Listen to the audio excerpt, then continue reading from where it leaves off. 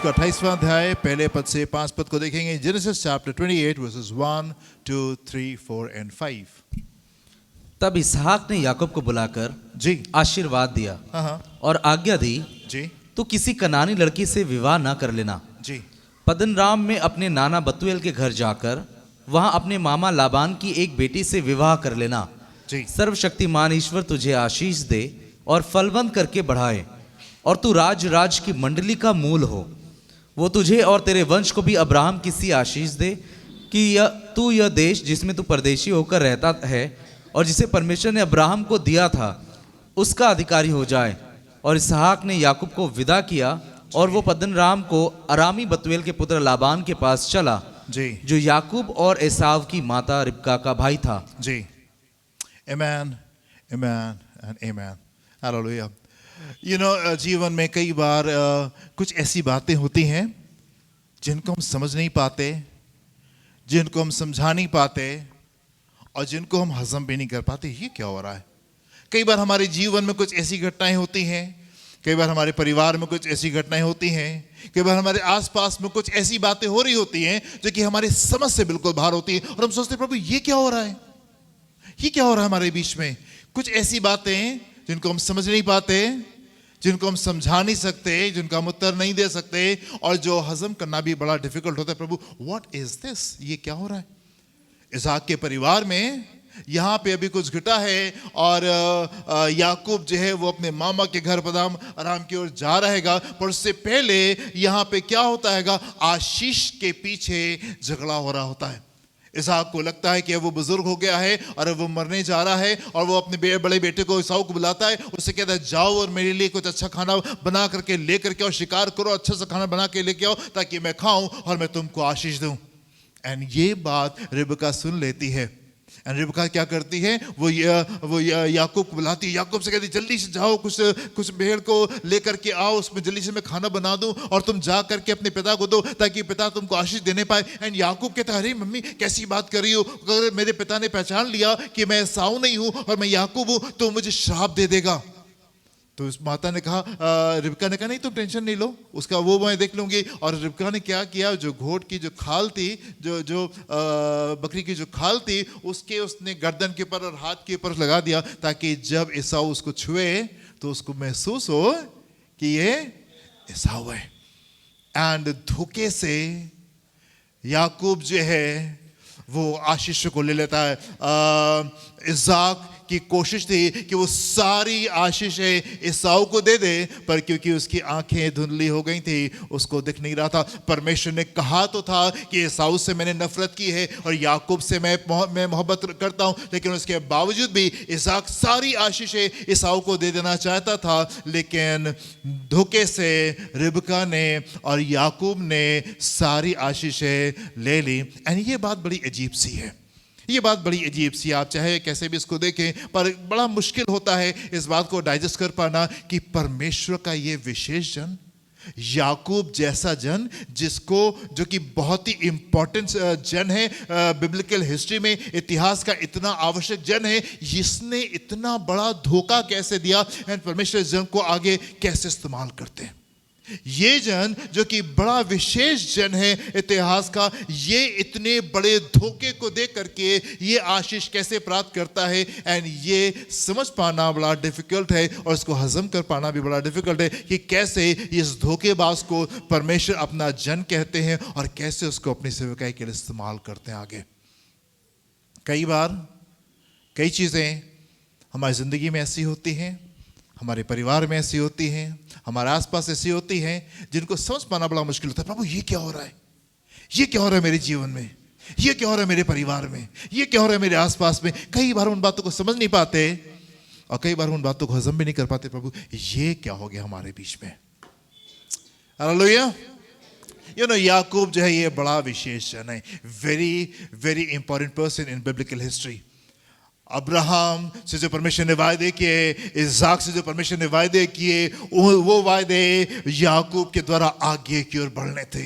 याकूब जो है वो लिंक है, वो कड़ी है अब्राहम और इसहाक के बीच में और बाकी के इजराइल के बीच में। ये बीच में एक बहुत इंपॉर्टेंट कड़ी है। याकूब वो जन है जिसके द्वारा 12 गोत्र शुरू हुए। याकूब के 12 बेटे थे और इन 12 बेटे के नाम के ऊपर 12 गोत्र जो हैं वो इस्राएल के निकल करके आते हैं। वेरी इंपॉर्टेंट पर्सन, बड़ा आवश्यक जन है। जब ही जा रहा है यहां से अपने घर से निकल करके अपने मामा के घर जा रहा है, रात में इसको दर्शन परमेश्वर देते हैं। और उस दर्शन में परमेश्वर सीढ़ी को दिखाते हैं जो कि पृथ्वी से लेकर के स्वर्ग तक के जा रही थी। स्वर्गदूत उसके ऊपर नीचे जा रहे थे। परमेश्वर ढेर सारी बातें वहां पे इस जन से करते। Very important person in biblical history. उसके बाद में लबान के घर जाता है, 20 साल वहां पे रहता है। 20 साल बड़े युद्ध हैं जो वहां पे लड़ता है। 20 साल बड़ी आशीष है जो उसको मिलती हैंगी। बहुत आवश्यक हिस्सा वहां पे लबान के घर पे होता है। ये एक अकेला जन यहां से जाता है पर वहां पे जाके बड़ा परिवार हो जाता है। जब वहां से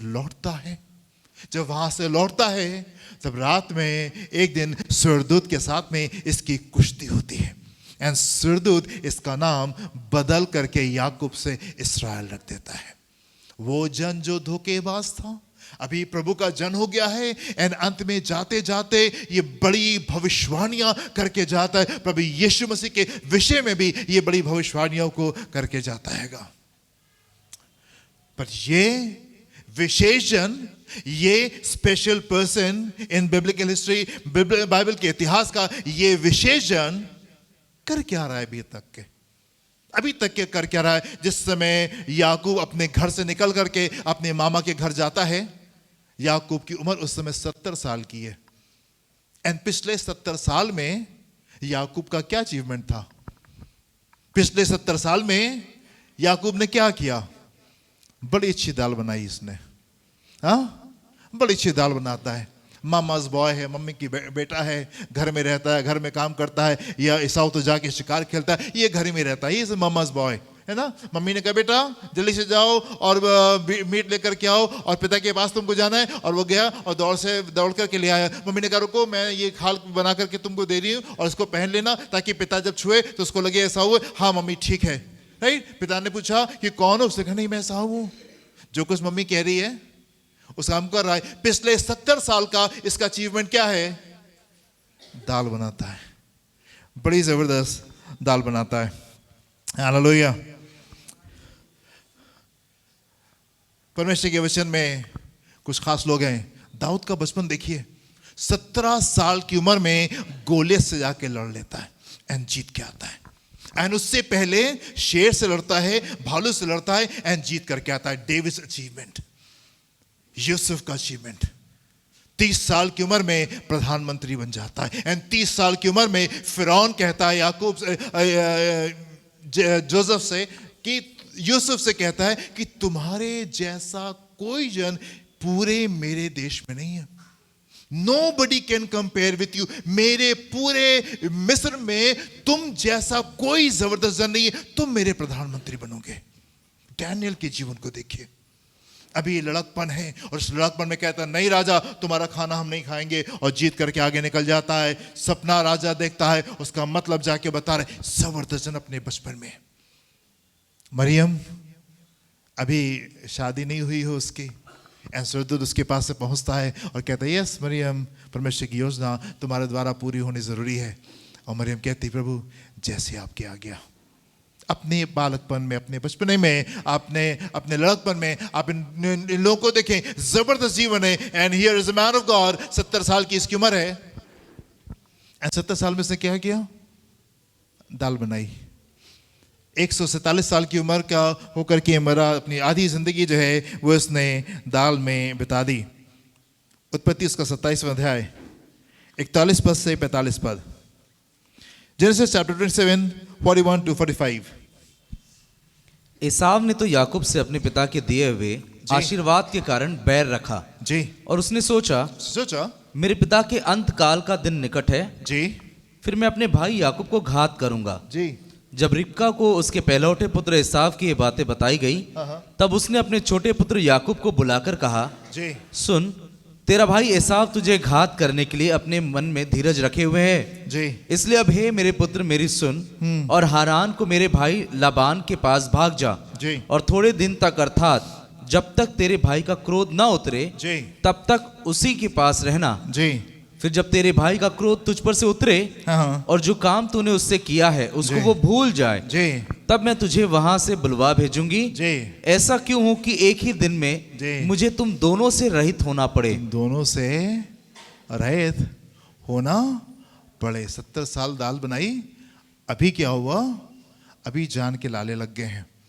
अभी घर से अगर नहीं भागेंगे, अभी घर से नहीं जाएंगे तो पिता के मरते ही बड़ा भाई मार डालेगा, क्योंकि वो बहुत ज्यादा गुस्से में है। कई बार परमेश्वर कुछ चीजों को आपके जीवन में अलाउ करते हैं, होने देते हैं, ताकि आप परमेश्वर की योजना में निकल करके आने पाए।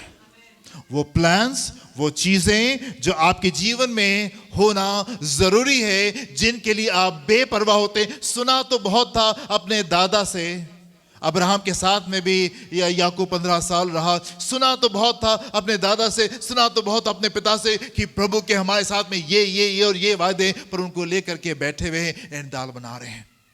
कई बार कुछ चीजें आपके जीवन में जरूरी होती हैं ताकि वो आपको परमेश्वर की योजना में ला करके कनेक्ट करने पाए। अगर आसानी से याकूब को इसाक बुला करके याकूब को सारी आशीषें दे देता कि ठीक है, ऐसा होगा, ऐसा होगा, ऐसा होगा, तुमको कोई धोखा देने की जरूरत नहीं है, ऐसा होगा, ऐसा होगा, ऐसा होगा, तो क्या होता? वो अपने कंफर्ट जोन को कभी नहीं छोड़ता।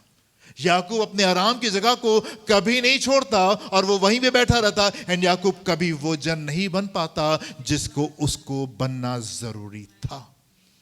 याकूब को याकूब बनना जरूरी है, एंड याकूब को इस्राएल बनना जरूरी है। याकूब को याकूब बनना जरूरी है, एंड याकूब को इस्राएल बनना जरूरी है। इसलिए कई बार परमेश्वर आपके जीवन में कुछ बातों को होने देते हैं।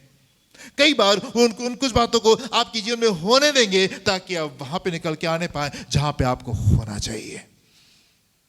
शाऊल के गधे खो गए, एंड गधे को ढूंढता वो सामुएल के पास से पहुंच गया। परमेश्वर ने वेट किया, देखें ये क्या करता है। जब उसके गधे खो गए, अपनी सारी कोशिश के बावजूद भी जब उसको गधे नहीं मिले, उसको लगा नहीं, मुझे परमेश्वर के जन के पास में जाना चाहिए। एंड वो परमेश्वर के जन के पास में जाता है। जब वो परमेश्वर के जन के पास में जाता है, परमेश्वर के जन उसकी जिंदगी में एक नए स्तर को लेकर के आ जाता है, एक नए स्तर को लेकर के आ जाता है। And that is why people of God are so important in your life. इसलिए परमेश्वर के लोग आपकी जिंदगी में बहुत जरूरी होते हैं। होने दिया परमेश्वर ने कि गधे खो जाएं, बड़े आराम से अपनी जिंदगी को बिता रहे हैं। अभी गधे खो गए, अभी ढूंढते परमेश्वर के जन के पास से पहुंच गए एंड बड़ी आशीष मिलने पाई।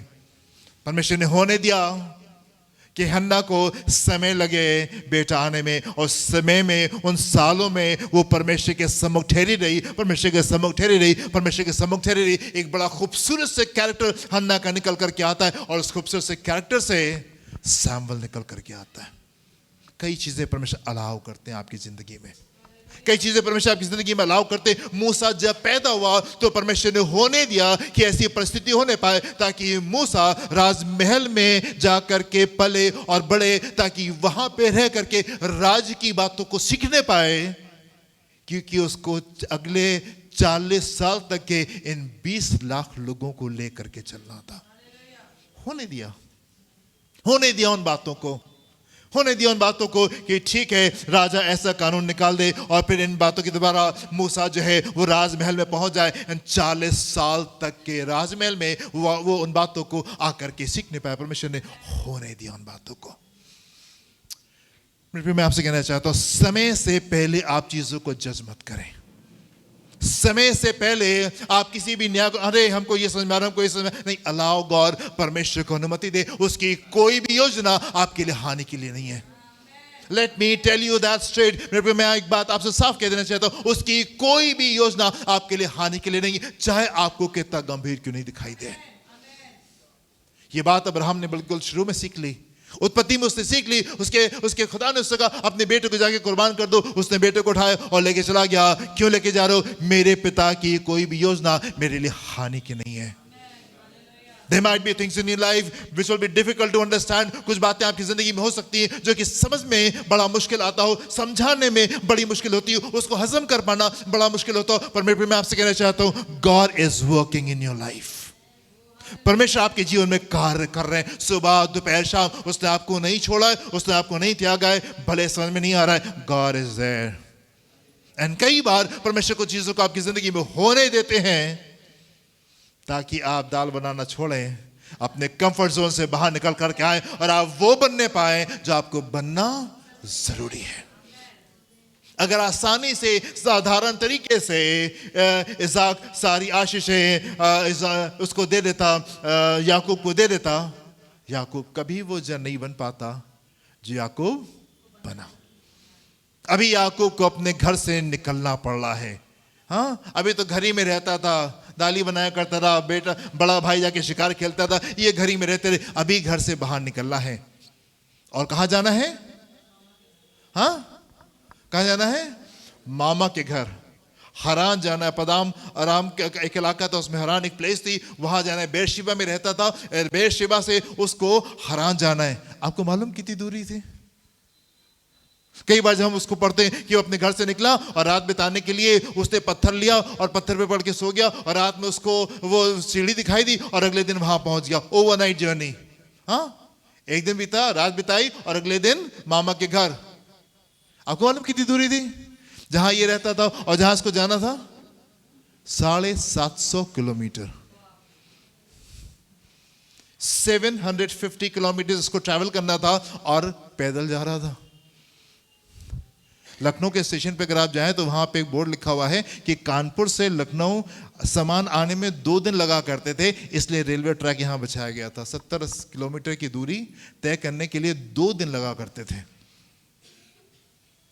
दिल्ली पहुंचने के लिए 15 दिन लगते थे। 500 किलोमीटर जाने के लिए एक जमाने में 15-20 दिन लगते थे दिल्ली पहुंचने के लिए। सो तकरीबन 20 से 30 दिन का सफर था जो याकूब को तय करना था, अकेले परमेश्वर के साथ में। वाह, हालेलुया, ब्यूटीफुल टाइम। क्या बात है। अकेले जंगल में चले जा रहे, ढेर सारे खतरे हैं, ढेर सारी दिक्कतें हैं, ढेर सारी समस्याएं। क्या खाएंगे, क्या पिएंगे, अकेले हैं, कौन आ जाए, कौन लूट ले, कौन मार दे, सांप है, बिच्छू है, शेर है, जंगली जानवर है, ये ढेर सारी दिक्कतें। 30 डेज उसको पैदल चल करके जाना था। कुछ चीजें हमको बना देती हैं। हालेलुया। जब परमेश्वर के साथ में हम अकेले चल रहे होते, कई बार परमेश्वर अनुमति देंगे, कई बार परमेश्वर आपकी जिंदगी में कुछ चीजों को होने देंगे ताकि आप वो बनने पाए जो आपको बनना जरूरी है। कई बार हम बड़े कंफर्टेबल होते अपनी, अब नहीं भैया सब कुछ बड़ा खूबसूरत है, बहुत कुछ अच्छा है, बहुत कुछ बढ़िया चल रहा है। परमेश्वर आकर के उसको हिला देंगे। आमीन। 1 महीने का सफर जाना है, अकेले निकल करके जाना है। एंड याकूब ने सफलता के साथ में सफर को पूरा किया, सफलता के साथ में सफर को पूरा किया। कोई गड़बड़ी पूरे रास्ते नहीं हुई। परमेश्वर की रहनुमाई, परमेश्वर की हिफाजत इसके जीवन में थी।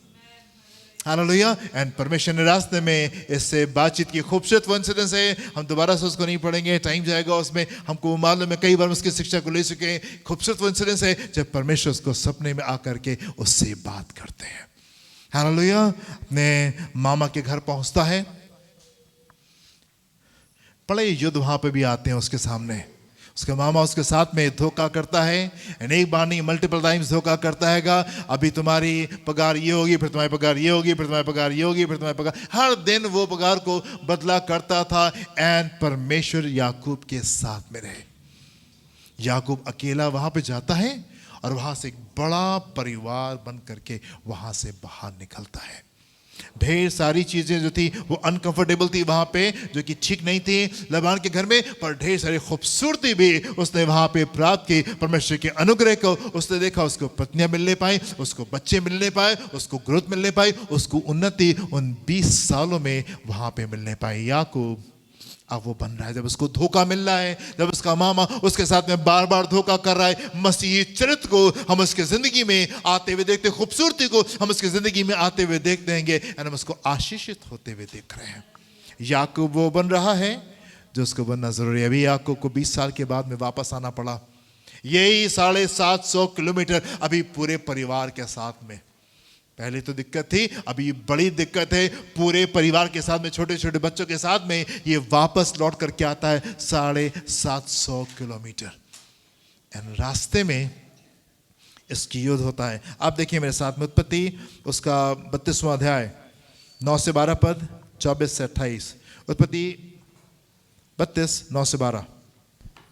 फिर याकूब ने कहा, जी हे यहोवा, यहोवा, हे मेरे दादा अब्राहम के परमेश्वर, जी हे मेरे पिता इसहाक के परमेश्वर, जी तूने तो मुझसे कहा था कि अपने देश और जन्मभूमि में लौट जा, जी और मैं तेरी भलाई करूंगा। जी तूने जो जो काम अपनी करुणा और सच्चाई से अपने दास के साथ किए हैं, जी कि मैं जो अपनी छड़ी ही लेकर इस यरदन नदी के पार उतर आया, और अब मेरे 2 दल हो गए हैं। जी तेरे ऐसे ऐसे कामों में से मैं एक के भी योग्य तो नहीं हूं।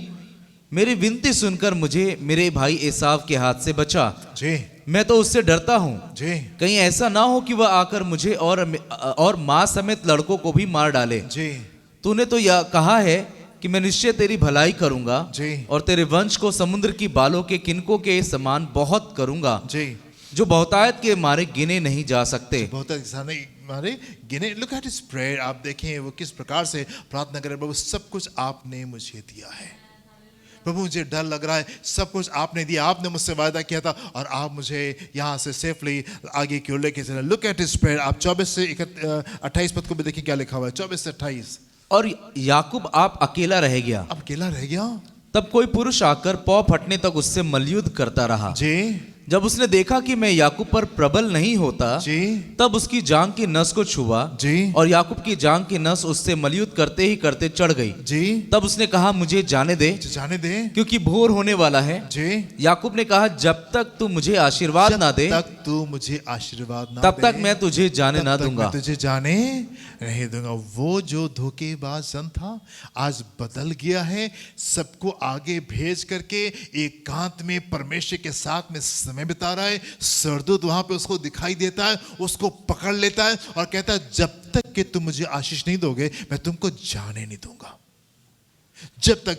See the change. आप उस परिवर्तन को देखें जो याकूब के जीवन में इस समय आ गया। अपने कंफर्ट जोन से जब वो बाहर निकलता है, अपने आराम की जगह से जब परमेश्वर उसको बाहर लेकर के जाते, अभी जब ये लौट रहा है, he is a change man. ये पूरी तरीके से बदल गया और ये कह रहा है, नहीं प्रभु, जब तक कि आप मुझे आशीष नहीं देंगे मैं जाने नहीं दूंगा। और आगे, और उसने याकूब से पूछा, याकूब से पूछा, तेरा नाम क्या है? तेरा नाम क्या है? उसने कहा, याकूब। जी जी उसने कहा, तेरा नाम अब याकूब नहीं, परंतु इसराइल होगा, जी, क्योंकि तू परमेश्वर से, क्योंकि तू परमेश्वर से और मनुष्यों से भी और मनुष्य से युद्ध करके प्रबल युद्ध हुआ है। करके प्रबल हुआ है। सरदूत ने कहा, अब तुम्हारा नाम याकूब नहीं, तुम्हारा नाम इसराइल होगा, क्योंकि तुम मनुष्य से और परमेश्वर से युद्ध लड़ करके उसके ऊपर प्रबल हुए हो। हालेलुया। 70 साल की उम्र तक के जो जन का टोटल अचीवमेंट ये था कि दाल बड़ी अच्छी बनाता था, वो अभी 20 साल में व्हाट ट्रांसफॉर्मेशन, कितना बड़ा परिवर्तन इसकी जिंदगी में आ गया। यू नो, कई बार परमेश्वर कुछ चीजों को आपकी जिंदगी में होने देते हैं ताकि वो आपको आपके कंफर्ट जोन से बाहर निकाले, ताकि वो आपको आपकी आराम की जगह से वो बाहर निकाले, ताकि आप वो बनने पाए। इसके लिए परमेश्वर ने आपको बुलाया है। Hallelujah. You might be very comfortable living where you are. आप बड़े कंफर्टेबल हो सकते हैं, बड़े आराम से हो सकते हैं जहां कहीं भी आप रह रहे हो। आपको लगे, नहीं ये तो परमेश्वर बहुत बढ़िया है, तो बड़े आराम की जगह और मैं यहीं पे रहता रहा हूं। ना ना ना, परमेश्वर आपके स्तर को में परिवर्तन को चाहते हैं। परमेश्वर आपके स्तर में उस बड़े परिवर्तन को चाहते हैं। Hallelujah, hallelujah. होने दिया परमेश्वर ने कि राजा सपना देखे और राजा सपना भूल जाए। परमेश्वर ने होने दिया कि राजा सपना भूलने के बाद में वो कहे कि मुझे सपना भी बताओ, उसका मतलब भी बताओ। और होने दिया परमेश्वर ने कि राजा ने ये भी आज्ञा निकाल दी, अगर मतलब नहीं बताओगे तो मार दिए जाओगे। इस लिस्ट में डैनियल का भी नाम था। हालेलुया। एंड जब डैनियल इन बातों को सुन करके परमेश्वर के सम्मुख जाता है एंड प्रार्थना करता है, प्रभु से सपना पूछता है, मतलब भी पूछता है। उसको ये विश्वास था कि प्रभु से अगर मैं पूछूंगा, प्रभु राजा ने क्या सपना दिया था मुझे बता दो, तो परमेश्वर ये सपना भी उसको याद दिला दे, उसको बता देगा, उसका मतलब भी उसको बता देगा। डैनियल का विश्वास इस स्तर के ऊपर था कि दूसरे का सपना भी मुझे पता चल जाएगा, उसका मतलब भी मुझे पता चल जाएगा, और जाके मैं उसको संतुष्ट भी कर दूंगा। राजा को इस विश्वास के साथ में वो आगे बढ़ा, और हम देखते हैं इस जवाब को देख के आया, एंड राजा अपने सिंहासन से उतर करके इसके सामने लेट जाता है और कहता है, वाह प्रभु की महिमा होने पाए। जिस परमेश्वर की तुम आराधना करते हो वो जीवित तो सच्चा अच्छा परमेश्वर है। आमीन। अगर ये इंसिडेंस नहीं होता तो दानियल को वो महिमा नहीं मिलती और परमेश्वर को वो महिमा नहीं मिलती जो महिमा उसको मिलने पाए। कई बातें परमेश्वर आपकी जिंदगी में होने देंगे, कई चीजें परमेश्वर आपकी जिंदगी में होने देंगे। कई बार आपको समझ में नहीं आएगा प्रभु ये क्या हो रहा है। कई बातें आपकी जीवन में ऐसी होंगी जो शायद आप समझ नहीं पाए, जो आप समझा नहीं पाए, जो शायद आपके लिए हजम कर पाना मुश्किल है। प्रभु ये क्या मेरे जीवन में हुआ। मैं आपसे कहना चाहता हूं परमेश्वर आपके जीवन को थामे हुए हैं और वो आपके जीवन को लेकर के चल रहा है, और उसको मालूम है कि वो क्या कर रहा है। समय से पहले आप न्याय मत करें और होने दे। जिस मार्ग से परमेश्वर आपको लेकर के जा रहे हैं आप उस मार्ग में चलें। ये मार्ग आपको वो बनाएगा जो आपको बनना जरूरी है। आमीन। आप गोशेन में बड़े खुश हो सकते हैं, पर गोशेन से निकल करके हमको कनान में आना जरूरी है। आप हो सकता है गोशेन में बड़े खुश है, प्रभु ये बड़ी आराम की जगह है, बड़ा मजा आ रहा है, खूब उन्नति हो रही है, हम तो खूब ग्रो कर रहे हैं यहाँ पे, हमको यही रहने दीजिए। नहीं, वहां से आना, वहां से बाहर निकलना जरूरी है। एंड यदि आप वहां से बाहर नहीं निकलेंगे तो परमेश्वर फिरौन को भेज देगा। तो परमेश्वर आपके बीच में फिरौन को भेज देगा जो कि आपको इतना परेशान करेगा कि भाई अब तो यहां से जाना जरूरी है, अब तो यहां से जाना जरूरी है। बड़े आराम से याकूब रहा करता था अपने घर में, पर परमेश्वर ने होने दिया कि ऐसा कुछ हो जाए कि अब तो अपने घर में रहोगे तो भैया मर जाओगे, अब तो यहां से बाहर ही निकलना पड़ेगा। जब याकूब अपने घर के आराम को छोड़ करके बाहर निकलता है, याकूब वो बनने पाता है जो उसको बनना जरूरी था, और ना सिर्फ याकूब बनता है पर वो इस्राएल बनने पाता है। हालेलुया। व्यवस्था विवरण उसका 8वां अध्याय पहले पद से देखेंगे। व्यवस्था विवरण उसका 8वां अध्याय पहले पद से। जो जो आज्ञा मैं आज तुझे सुनाता हूं जी, उन सबों पर चलने की चौकसी करना जी, इसलिए कि तुम जीवित रहो और बढ़ते रहो जी, और जिस देश के विषय में यहोवा ने तुम्हारे पूर्वजों से शपथ खाई है जी, उसमें जाकर उसके अधिकारी हो जाओ। जी, और स्मरण रख कि तेरा परमेश्वर यहोवा उन 40 वर्षों से जी तुझे सारे जंगल के मार्ग में से इसलिए ले आया है इसलिए ले आया है कि वो तुझे नम्र बनाए कि तुझे नम्र बनाए और तेरी परीक्षा करके ये जान ले परीक्षा करके जान ले तेरे मन में क्या क्या है मन में क्या क्या है, और कि तू उसकी आज्ञाओं का पालन करेगा या पालन नहीं। करेगा कि नहीं। उसने तुझको नम्र बनाया उसने तुमको नम्र बनाया और भूखा भी होने दिया और भूखा भी होने दिया। फिर वो मन्ना जिसे ना तो तू और ना तेरे पुरखा ही जानते थे जी, वही तुझको खिलाया, वही तुझको खिलाया, इसलिए कि वह तुझको सिखाए इसलिए कि वो तुझको सिखाए कि मनुष्य केवल रोटी ही से नहीं रोटी से नहीं जीवित रहता, परंतु जो जो वचन यहोवा के मुख से निकलते हैं जी उन्हीं से वो जीवित रहता है। से वो जीवित रहता है। इन 40 वर्षों में आमीन। जी, तेरे बस- वस्त्र बस अच्छा हाँ ऊपर दिए वाला बस। जी हाँ इन 40 वर्षों में जी, तेरे वस्त्र पुराने ना हुए तेरे वस्त्र पुराने नहीं हुए और तेरे तन से भी नहीं गिरे जी, और ना तेरे पांव फूले। जी, फिर अपने मन में यह तो विचार कर जी। कि जैसा कोई अपने बेटे को ताड़ना देता है फिर अपने मन में ये तो विचार कर कि जैसा कोई अपने बेटे को ताड़ना देता है वैसे ही तेरा परमेश्वर यहोवा तुझको ताड़ना देता है। आमीन। प्रभु आपका धन्यवाद उस मोहब्बत के लिए, आपका धन्यवाद उस मोहब्बत के लिए जो कि आप हमसे रखते हैं। आप अपने बेटे की तरीके से हमको देखते हैं, अपने बेटे की तरीके से आप हमको ताड़ना देते हैं। यदि आप गलत करें और डंडा नहीं आए तो ये गंभीर बात है। अगर आप गलत करें और डंडा नहीं आए तो ये गंभीर बात है, पर अगर डंडा आए तो आप कहें प्रभु आप मुझसे प्रेम करते हैं, धन्यवाद कि आपने मुझे डांटा, धन्यवाद कि आपने डंडा लगाया। जी आगे पढ़ें।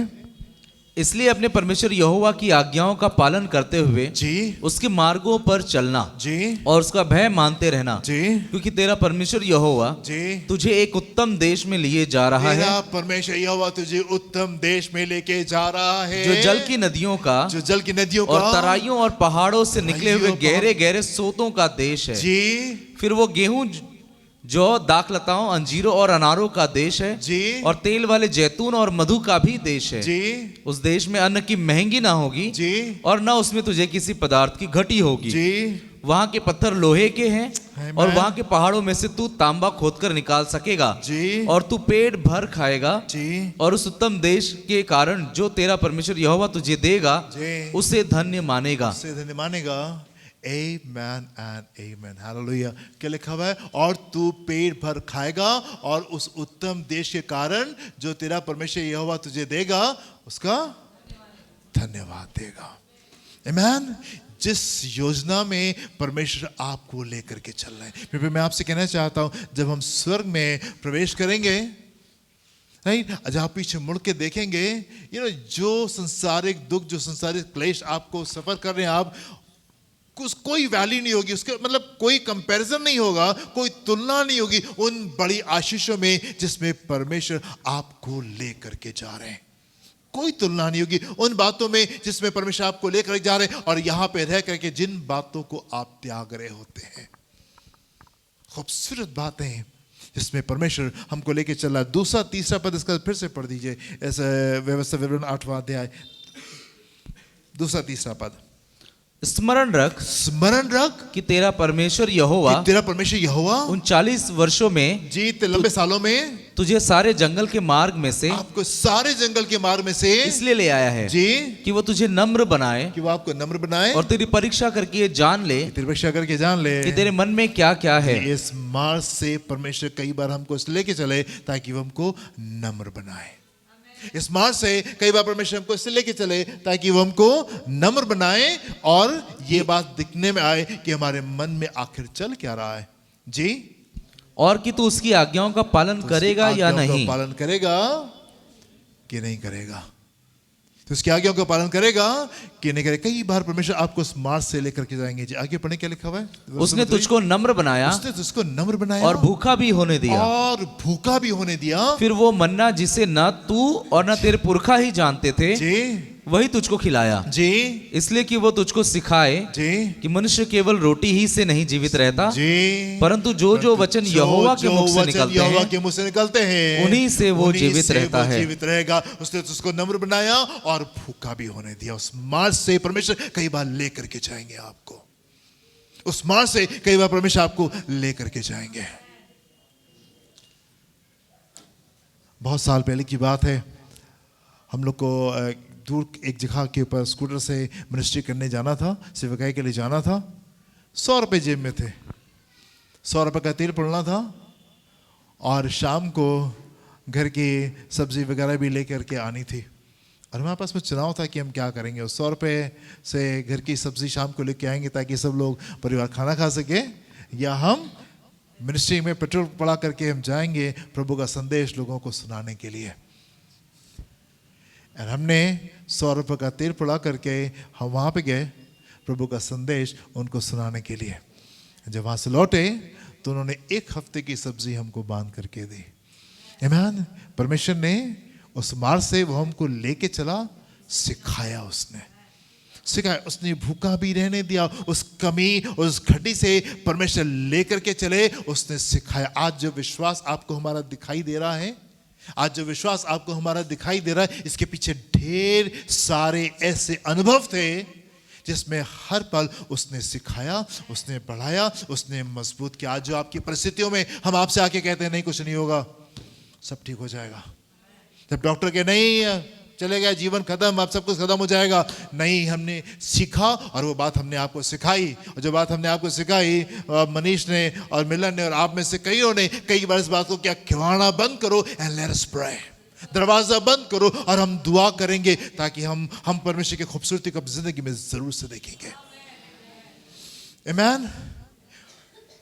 वो हमको उस मार्ग से लेकर के चला और उसने हमको सिखाया उन बातों को। बहुत साल पहले स्कूटर का हमारा जो टायर था वो बीच में से फटने लगा, और जब वो फटने लगा तो उसमें हम लोगों ने गाटर लगवा करके उसको चलना दिया। और हमने कहा प्रभु 6 महीने तक की, जून महीने के आसपास की बात थी, और मैंने प्रार्थना की प्रभु जुलाई में मैं बदला नहीं पाऊंगा, अगस्त में नहीं बदला पाऊंगा, सितंबर में नहीं बदला पाएगा, ये खर्चा है वो खर्चा है, ऐसे खर्चे करते करते हम दिसंबर तक के पहुँच गए। हमने कहा प्रभु दिसंबर तक के सारे महीने अलग अलग खर्चे हैं और हम टायर ट्यूब नहीं बदला पाएंगे। उस ज़माने में 500 रुपये का टायर ट्यूब आता था और हम उसको बदला नहीं पाएंगे और 6 महीने तो उसको चलना, अब ये कैसे करेंगे आप समझिए।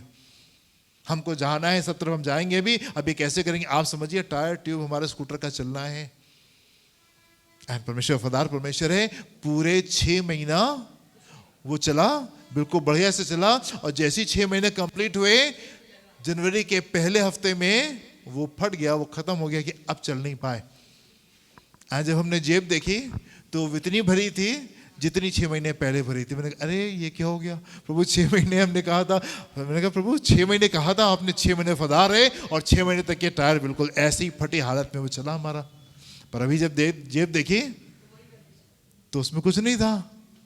कोई बात नहीं, राइट। सो हमारे पिताजी भी हमारे साथ में थे और पिताजी ऊपर कमरे में प्रार्थना कर रहे थे। हमने कहा पापा से पैसे ले लेंगे और वे 2-4 दिन में, कुछ दिनों में पैसे आएंगे तो उनको वापस कर देंगे। और मैं ऊपर गया, मैंने कहा पापा वो 500 रुपये चाहिए और मैं आपको 2-4 दिन में दे देंगे। पापा ने कहा रुको अभी हम दुआ करें, दुआ करके आएंगे तो हम दे देंगे।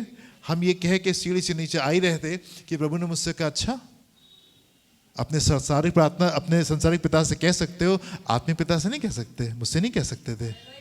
मैंने कहा अरे बाप रे बाप, ये तो गलती हो गई। अब गलती उसी समय क्षमा मांगी, दौड़े शरीर के पास में। हमने कहा अरे शरीर ये हो गया, प्रभु तो ऐसा कह रहे हैं। तो हमने कहा ठीक है हम पापा से अभी नहीं लेंगे। इतने देर में पापा थोड़ी देर में नीचे आए और खर्चों ने पैसे निकाले। अब पापा तैयार, ये लो।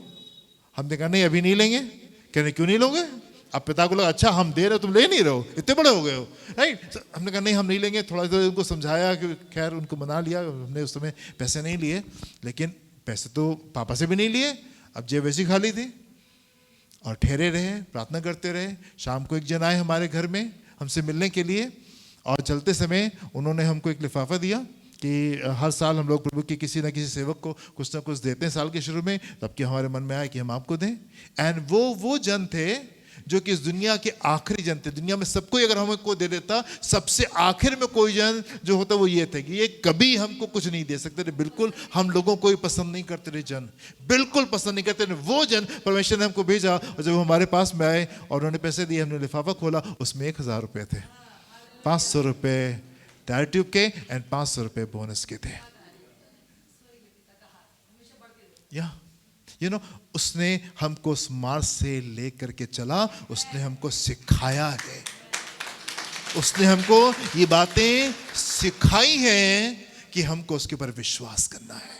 एंड वही बातें हमने आपको आकर के ट्रांसफर की। ईस्टर के समय हम लोग हर साल साथ में खाना खाते हैं। एंड एक पर्टिकुलर ईस्टर पे क्या हुआ, गुड फ्राइडे के दिन मैं हम लोग तैयार हो रहे थे चर्च में आने के लिए और उस दिन मुझे अनाउंस करना था कि ओके संडे को एक दिन के बाद में हम लोग सब लोग खाना खाएंगे। और मैंने प्रभु से कहा प्रभु पैसे नहीं हैं और एक दिन के बाद में हम लोग पूरे कलीसिया को खाना खाना है, कैसे क्या होगा? प्रभु ने कहा कोई एक जन तुम्हारे पास में आएगा और वो सारे पैसे को देगा। एंड ओके ठीक है, हम चर्च में आए फ्राइडे को, गुड फ्राइडे को खड़े होकर के मैंने अनाउंस किया ओके संडे को हम सब लोग जो है साथ में खाना खाएंगे। चर्च खत्म हुआ। चर्च खत्म होने के बाद में सबसे पीछे एक जन बैठे थे जिनको कि पैसे देने से बड़ी सख्त नफरत थी, राइट। वो कभी 1 रुपया नहीं दे सकते थे, कोई दूसरा दे भी रहा होता था उसको भी रोक लिया करते थे। और वो जन आए और वो कहने लगे जितना खर्चा होगा टोटल पैसा मैं उसका दूंगा।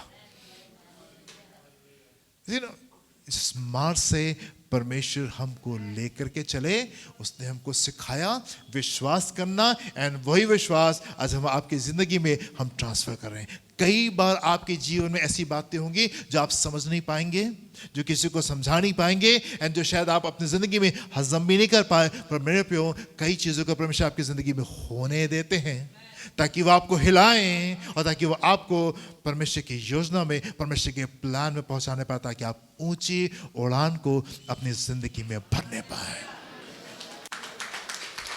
हालेलुया, ऊंची उड़ान को अपनी जिंदगी में भरने पाए। फिलिपियंस का 3 अध्याय 7 से 14 पद को देखेंगे जल्दी से। Philippians chapter 3 versus 7 to 14। परंतु जो जो बातें मेरे लाभ की थी, परंतु जो जो बातें मेरे लाभ की थी, उन्हीं को मैंने मसीह के कारण हानि समझ लिया। मैंने मसीह के लिए हानि समझ लिया है।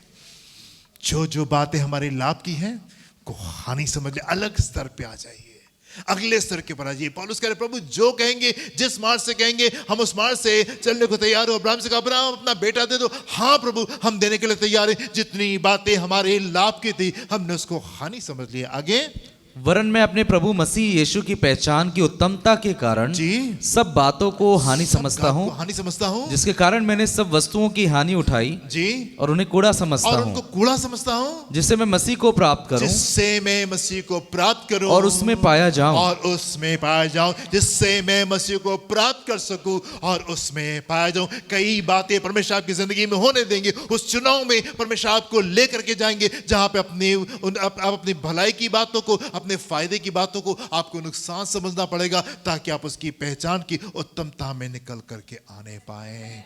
वो आपको अपनी पहचान की उत्तमता में निकाल करके आना मांगता है जी, ना कि अपनी उस धार्मिकता के साथ धार्मिकता के जो साथ व्यवस्था से है, जो व्यवस्था से है, वरन उस धार्मिकता के साथ जो मसीह पर विश्वास के करने के कारण है। करने से आती, उस धार्मिकता में नहीं। हम वचन पढ़ते हैं, हम प्रार्थना करते हैं, हम चर्च में आते हैं, हम दान और दशमांश को देते हैं, अच्छे अच्छे कामों के द्वारा जो हम धार्मिकता को ले, उस धार्मिकता की बात नहीं। वो धार्मिकता जो विश्वास करने से आती है, वो धार्मिकता जो विश्वास करने से आती है। सारपत की विधवा, ये रोटी मुझे दे दो, पहले मुझे दो, और यदि तुम ऐसा करोगे तो तुम्हारे भंडार सदा ओवरफ्लो करने पाएंगे। जो धार्मिकता विश्वास करने से आती है जी, और परमेश्वर की ओर से विश्वास करने पर मिलती है जी, ताकि मैं उसको और उसके मृत्युंजय की सामर्थ को जी, और उसके साथ दुखों में सहभागी होने के मर्म को जानूं जी, और उसकी मृत्यु की समानता को प्राप्त करूं, जी, कि मैं किसी भी रीति से जी, मरे हुओं में से जी उठने के पद तक पहुंचूं। जी, ये मतलब नहीं कि मैं पा चुका हूं जी, या सिद्ध हो चुका हूं, जी, पर उस पदार्थ को पकड़ने के लिए दौड़ा चला जाता हूं जी, जिसके लिए मसीह यीशु ने मुझे पकड़ा था। जी, हे भाइयों, मेरी भावना ये नहीं है जी, कि मैं पकड़ चुका हूं, जी, परंतु केवल ये काम करता हूं जी, कि जो बातें पीछे रह गई हैं पीछे रह गई हैं, उनको भूलकर आगे की बातों की ओर आगे की ओर बढ़ता हुआ निशाने की ओर दौड़ा चला जाता हूं, ताकि वो इनाम पाऊं ना पाऊं जिसके लिए परमेश्वर ने मुझे ताकि वो इनाम मसीह पाऊं। यीशु में ऊपर बुलाया है। आपका जीवन का उद्देश्य क्या है? इस संसार में आपके जीवन का उद्देश्य क्या है? ये उद्देश्य है कि हम परमेश्वर की इच्छा को अपनी जिंदगी में पूरा करने पाए, ताकि हम उस इनाम को पाएं जिसके लिए परमेश्वर ने हमको पैदा किया है। हम उस उद्देश्य को अपनी जिंदगी में हम पूरा करने पाए जिस उद्देश्य के लिए परमेश्वर ने हमको संसार में भेजा। हम इसलिए यहाँ पे नहीं है ताकि हमारी रोज की आवश्यकताएं कैसे पूरी हो जाए, हमारा परिवार कैसे आगे चला जाए, मैं, मेरा परिवार, मेरी बीवी, मेरे बच्चे, मेरा परिवार, मेरी नौकरी, मेरा बिजनेस, ये सब कुछ अच्छे से होने पाए। हम यहाँ पे इसलिए हैं कि परमेश्वर के राज को स्थापित करने पाए। हम यहाँ पे इसलिए हैं ताकि परमेश्वर के राज को इस्तेमाल को हम स्थापित करने पाए। जो ग्रेट कमीशन है, प्रभु ने कहा पूरे संसार में जाओ और सबको ये सब संदेश बताओ।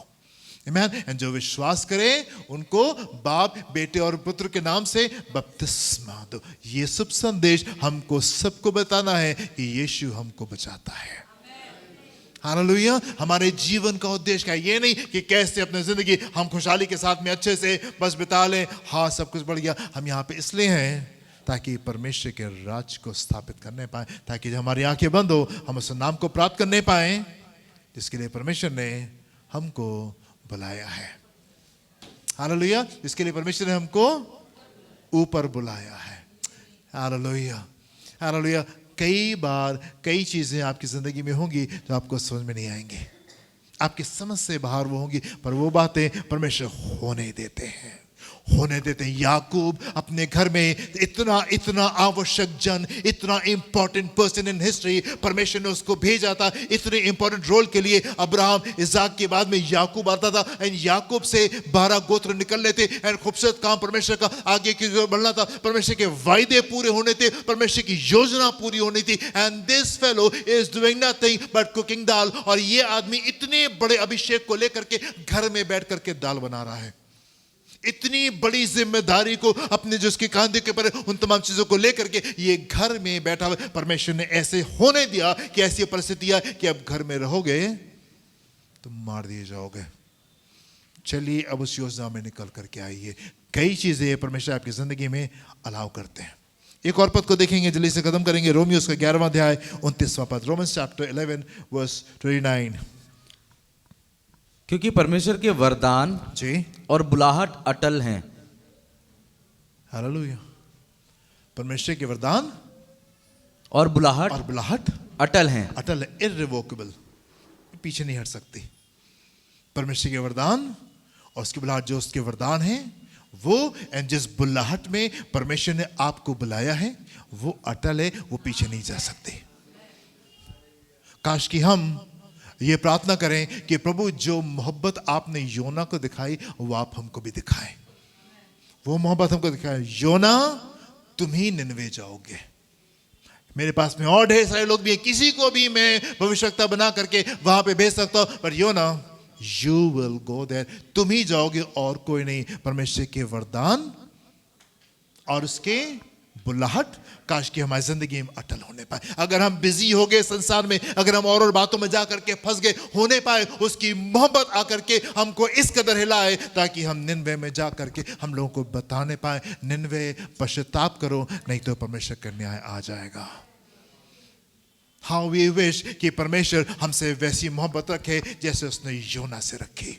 अगर हम फंस गए हैं चीजों में, अगर हम उलझ गए उन बातों में, अगर हम भूल गए उस बुलाहट को जिस बुलाहट में परमेश्वर ने हमको बुलाया था, होने पाए परमेश्वर आकर के हिला दे हमको, ऐसी परिस्थितियां हमारे बीच में आके खड़ा कर दे कि ईसाऊ जो हमारा भाई है वो हमारे विरोध में आके खड़ा हो जाए, हम तुमको मार डालेंगे। ऐसी बातें हमारी जिंदगी में होने पाए कि हम दौड़ करके परमेश्वर के प्लान में, उसकी योजना में जा करके हम अटक जाए। हालेलुया। ताकि हम वो इनाम पाने पाए जिसके लिए उसने हमको ऊपर बुलाया है। कुछ दिनों पहले हम लोग मनन कर रहे थे कि पौलुस कहता है कि फेस्तुस से कहता है, मैं उस स्वर्गीय दर्शन का what is that word, okay read acts 26:19, मैं उसका डिसोबीडियंट नहीं हुआ, मैं उस जो दर्शन जो उस बुलाहट का, पढ़ दीजिए आप उस पद को, हिंदी में आ जाएगा उसमें 26:19। अतः हे राजा अग्रिप्पा 26:19, अतः हे राजा अग्रिप्पा मैंने उस स्वर्गीय दर्शन की बात न टाली, मैंने उस स्वर्गीय दर्शन की बात नहीं टाली। आमीन। वो बुलाहट जिसमें आपने हमको बुलाया है, वी आर सो हैप्पी। प्रभु आएंगे, हम स्वर्ग जाएंगे, उससे मिलेंगे, पर जब हम उससे मिलेंगे क्या वो हमसे कहने पाएगा वेल डन, शाबाश? और क्या हम उससे बड़े आनंद के साथ मिलने पाएंगे कहीं, प्रभु जो काम आपने मुझे दिया था वो मैंने पूरा किया और अच्छे से किया? क्या बड़े हियाव के साथ में आप उससे मिलने पाएंगे, या छुपते छुपते आप उससे मिलेंगे कि नहीं कहीं प्रभु से आंख ना मिल जाए कि हमने अपनी जिंदगी में क्या किया? उसकी बुलाहट, उसकी आशीषें अटल हैं, इररिवोकेबल हैं, पीछे नहीं जा सकती, पीछे नहीं हट सकती। हालेलुया। यू नो, कई बार कुछ चीज़ें आपकी ज़िंदगी में होंगी जो कि आपके समझ में नहीं आएंगी, पर परमेश्वर का धन्यवाद, परमेश्वर का धन्यवाद कि कई बार वो हमको आके हिला देता है, कई बार आपके हमको हिला देता है ताकि हम उसकी योजना में, उसकी इच्छा में आके खड़े होने पाए, ताकि हम वो बनने पाए जो हमको बनना ज़रूरी है। याकूब को याकूब बनना ज़रूरी था, याकूब को इसराइल बनना ज़रूरी था। परमेश्वर का धन्यवाद। प्रभु आपको आशीष दे। हम प्रार्थना करेंगे।